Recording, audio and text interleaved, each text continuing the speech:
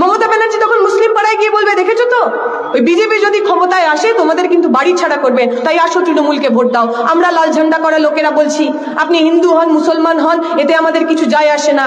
আপনি যদি গরিব খেটে খাওয়া মানুষ হন, আপনি যদি ওই লুটে খাওয়া লোকেদের বিরুদ্ধে লড়াই করতে চান, তুলে নিন এই লাল ঝান্ডা। লাল ঝান্ডা আপনার হকের দাবি নিয়ে লড়াই করবে, লাল ঝান্ডা আপনার বেঁচে থাকার জন্য লড়াই করবে, লাল ঝান্ডা আপনার মাথা উঁচু করে বেঁচে থাকার জন্য লড়াই করবে। ছিল সে ধর্ম। তাকে গণধর্ষণ করার পর এমন পাশবিক অত্যাচার করেছিল, জিভটা কেটে নিয়েছিল, শিরদাঁড়াটা ভেঙে টুকরো টুকরো করে দিয়েছিল। আমরা যখন চেষ্টা করেছি, বাইরে থেকে লোকজন যাওয়ার চেষ্টা করেছে, 144 ধারা দিয়ে আমাদের ভিতরে ঢুকতে দেয়নি। ওই মনীষা বাল্মীকি হিন্দু ছিল না? হিন্দু ছিল না ওই মেয়েগুলো? হরিয়ানার গ্রাম থেকে উঠে আসা সাক্ষী মালিক, বিনেশ ফোগাটরা, যারা আমার দেশের হয়ে কুস্তি করেছেন, অলিম্পিকে সোনা জিতে এনেছেন, এশিয়াডে মেডেল জিতে এনেছেন, তাদের সঙ্গে প্রতিদিন ধর্ষণ করেছেন বিজেপির এমপি ব্রিজভূষণ শরণ সিং। তারা যখন রাস্তায় নেমে বলেছেন আমরা দেশের জন্য এত কিছু করলাম, দেশ আমার সম্মানের জন্য দাঁড়াবে না? নরেন্দ্র মোদী আমাদের সঙ্গে সেলফি তুললেন আমাদের মেডেল নিয়ে, অথচ আজকে যখন আমার শরীরের ওপর ধর্ষণ হলো তখন নরেন্দ্র মোদী আমাদের সঙ্গে দাঁড়াবেন না? ছিল না ওই মেয়েগুলো হিন্দু? বাবা যখন জানতে পারলো মেয়ের শরীরের ওপর এমন আক্রমণ হয়েছে, গেছিলেন উনি পুলিশ স্টেশনে রিপোর্ট লেখানোর জন্য। পুলিশ স্টেশনের মধ্যে পিটিয়ে খুন করা হয়েছিল ওই ছোট্ট মেয়েটির বাবাকে। ওই বাবা ওই মেয়ে ওরা হিন্দু ছিল না? কেমন হিন্দু? কিসের হিন্দু? কাদের জন্য বিজেপি কথা বলছে? ওদের হিন্দুত্বে মহিলাদের কোনো জায়গা নেই। ওদের হিন্দুত্ব বাদে আপনি যদি গরিব হন, শূদ্র হন, এসসি হন, এসটি হন, ওবিসি হন, আপনার কোনো জায়গা নেই। ওরা বিশ্বাস করে একলব্যের আঙুল কেটে অপর ধর্মের বাড়ি ভেঙে দিতে, অপর ধর্মের বাড়ির ঘর জ্বালিয়ে দিতে, অপর ধর্মের লোককে খুন করতে, হিংসা করতে শেখায় না তো এই নরেন্দ্র মোদী তৃণমূলরা, এই মমতা ব্যানার্জি আর বিজেপিরা। এরা আপনাকে প্রতিদিন প্রতিনিয়ত আমার বিশ্বাসের জায়গাকে, ভালোবাসার জায়গাকে ব্যবহার করে ওদের রাজনীতির রুটি শিখবে। কেন চাই ওদের রাজনীতি? কেন চাই ওদের ধর্ম নিয়ে রাজনীতি? যখন দেখবেন কোথাও দাঙ্গা হয়, দাঙ্গায় যখন মানুষের ঘর পুড়ে যায়, মানুষের মধ্যে ভয় হয়, তখন হিন্দু পাড়ায় গিয়ে বিজেপির লোকেরা বলবে দেখো হিন্দু খতরে মে হ্যায়, अगर हिंदू को बचना है तो बीजेपी को वोट करना है। মমতা ব্যানার্জি তখন মুসলিম পাড়ায় গিয়ে বলবে, দেখেছো তো ওই বিজেপি যদি ক্ষমতায় আসে তোমাদের কিন্তু বাড়ি ছাড়া করবে, তাই আসো তৃণমূলকে ভোট দাও। আমরা লাল ঝান্ডা করা লোকেরা বলছি, আপনি হিন্দু হন মুসলমান হন এতে আমাদের কিছু যায় আসে না। আপনি যদি গরিব খেটে খাওয়া মানুষ হন, আপনি যদি ওই লুটে খাওয়া লোকেদের বিরুদ্ধে লড়াই করতে চান, তুলে নিন এই লাল ঝান্ডা। লাল ঝান্ডা আপনার হকের দাবি নিয়ে লড়াই করবে, লাল ঝান্ডা আপনার বেঁচে থাকার জন্য লড়াই করবে, লাল ঝান্ডা আপনার মাথা উঁচু করে বেঁচে থাকার জন্য লড়াই করবে। পক্ষ নিন আপনি, কাদের সঙ্গে থাকতে চান? নরেন্দ্র মোদীরা, বিজেপিরা প্রতিদিন প্রতিনিয়ত ওই আইডেন্টিটি পলিটিক্স, রাজনীতির পরিচিতির রাজনীতি আমাদের মধ্যে নিয়ে আসবে। ওরা বলবে হিন্দুদের ঐক্যবদ্ধ হতে হবে। কোন হিন্দু? আপনাদের মনে থাকবে হাথরাসের ঘটনা উত্তরপ্রদেশে, 19 বছরের মেয়ে মনীষা বাল্মীকি, হিন্দু ছিল সে ধর্মে। তাকে গণধর্ষণ করার পর এমন পাশবিক অত্যাচার করেছিল, জিভটা কেটে নিয়েছিল, শিরদাঁড়াটা ভেঙে টুকরো টুকরো করে দিয়েছিল। আমরা যখন চেষ্টা করেছি, বাইরে থেকে লোকজন যাওয়ার চেষ্টা করেছে, 144 ধারা দিয়ে আমাদের ভিতরে ঢুকতে দেয়নি। ওই মনীষা বাল্মীকি হিন্দু ছিল না? হিন্দু ছিল না ওই মেয়েগুলো? হরিয়ানার গ্রাম থেকে উঠে আসা সাক্ষী মালিক, বিনেশ ফোগাটরা, যারা আমার দেশের হয়ে কুস্তি করেছেন, অলিম্পিকে সোনা জিতে এনেছেন, এশিয়াডে মেডেল জিতে এনেছেন, তাদের সঙ্গে প্রতিদিন ধর্ষণ করেছেন বিজেপির এমপি ব্রিজভূষণ শরণ সিং। তারা যখন রাস্তায় নেমে বলেছেন আমরা দেশের জন্য এত কিছু করলাম, দেশ আমার সম্মানের জন্য দাঁড়াবে না? নরেন্দ্র মোদী আমাদের সঙ্গে সেলফি তুললেন আমাদের মেডেল নিয়ে, অথচ আজকে যখন আমার শরীরের ওপর ধর্ষণ হলো তখন নরেন্দ্র মোদী আমাদের সঙ্গে দাঁড়াবেন না? ছিল না ওই মেয়েগুলো হিন্দু?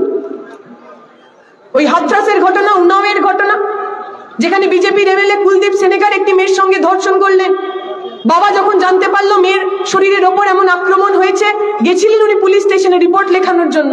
পুলিশ স্টেশনের মধ্যে পিটিয়ে খুন করা হয়েছিল ওই ছোট্ট মেয়েটির বাবাকে। ওই বাবা ওই মেয়ে ওরা হিন্দু ছিল না? কেমন হিন্দু? কিসের হিন্দু? কাদের জন্য বিজেপি কথা বলছে? ওদের হিন্দুত্বে মহিলাদের কোনো জায়গা নেই। ওদের হিন্দুত্ব বাদে আপনি যদি গরিব হন, শূদ্র হন, এসসি হন, এসটি হন, ওবিসি হন, আপনার কোনো জায়গা নেই। ওরা বিশ্বাস করে একলব্যের আঙুল কেটে নেওয়ার। কে ছিল একলব্য? কি দোষ করেছিল একলব্য? একলব্য নিষাদের ছেলে, একলব্য আদিবাসীর ছেলে। একলব্যের খুব ইচ্ছা সে দ্রোণাচার্যের কাছ থেকে ধনুর্বিদ্যা শিখবে। সে গেছে দ্রোণাচার্যের কাছে।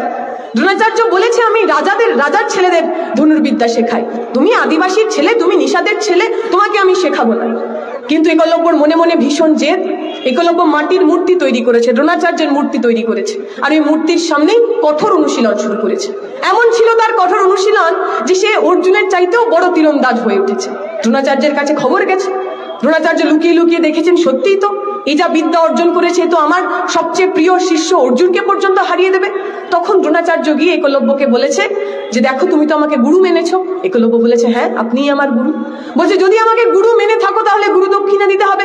একলব্য বলেছে আপনি যা চাইবেন তাই আমি আপনাকে গুরু দক্ষিণা দেব। তখন দ্রোণাচার্য বলেছেন তোমার এই যে বুড়ো আঙুল, এই যে বৃদ্ধাঙ্গুষ্ঠ, এই আঙুল আমাকে কেটে দিয়ে দাও, এটাই তোমার গুরু দক্ষিণা। এখন যে মানুষ ধনুর চালাবেন, যে মানুষ তীর চালাবেন, তার যদি বুড়ো আঙুল না থাকে তিনি আর তীর চালাতে পারবেন?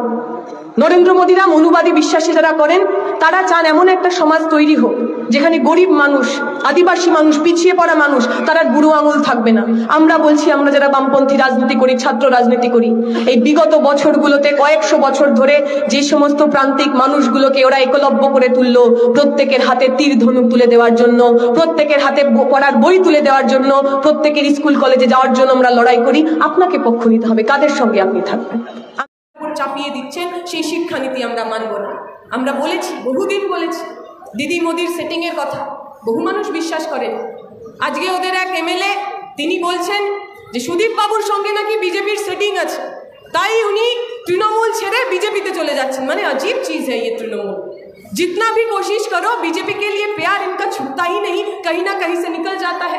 अजीब चीज है ये लोग, अजीब चीज है ये लोग। इनके अंदर का जो सेटिंग है, जब जब जरूरत पड़ता है किसी ना किसी को ये लोग बलि चढ़ा देते हैं। যখনই দরকার পড়ে ভাইপোকে বাঁচানোর, পিসিকে বাঁচানোর কাউকে না কাউকে একটা বলি দিয়ে দেন। আমরা বলছি পশ্চিমবঙ্গের বুকে, ভারতের বুকে এই সেটিং এর রাজনীতি আর চলবে না। আমরা চাই আমাদের অধিকারের কথা, আমাদের বেঁচে মরা, আমাদের বাঁচিয়ে রাখার কথা সোচ্চারে বলতে। আমরা চাই নয়া শিক্ষানীতি বাতিল করতে। আমরা চাই আমার স্কলারশিপগুলোকে ফেরত পেতে। আমরা চাই আমার স্কুল, কলেজ, ইউনিভার্সিটিতে গণতান্ত্রিক উপায়ে নির্বাচন করতে। আপনাকে পক্ষ নিতে হবে কাদের সঙ্গে আপনারা থাকবেন আর কাদের সঙ্গে আপনারা থাকবেন না। আমরা দেখলাম কিছুদিন আগে অভিজিৎ বাবু বিচারক ছিলেন, শ্রদ্ধার মানুষ ছিলেন, বহু বেকার যুবক যুবতী তার দিকে তাকিয়েছিলেন। তারা ভাবতেন যে উনি বিচারকের আসনে বসে হয়তো এমন কিছু বিচার দেবেন যাতে পশ্চিমবঙ্গের বুকে দুর্নীতির রাজ শেষ হবে। যে লোকগুলো আমার ভবিষ্যৎ বিক্রি করে দিল টাকার বিনিময়ে, সেই লোকগুলোর বিচার হবে। আমরা দেখলাম সেই অভিজিৎ বাবুও এখন একটি দলের প্রতিনিধিত্ব করতে চান। উনি কিছুদিন আগে বলেছেন যে আমরা বামপন্থী রাজনীতি জয়েন করলাম না কেন? প্রথমত বামপন্থী রাজনীতি জয়েন করা যায় না, বামপন্থী রাজনীতি অর্জন করতে হয়। অভিজিৎ বাবুরা সে অর্জন করতে পারবেন না, সে আলাদা প্রশ্ন। অভিজিৎ বাবু বললেন যে আমি বামপন্থী রাজনীতি জয়েন করিনি কারণ আমি ধর্মে বিশ্বাস করি। বামপন্থীরা তো ধর্মে বিশ্বাস করে না। আচ্ছা ধর্ম কি? ধর্ম মানে যে ধারণ করে।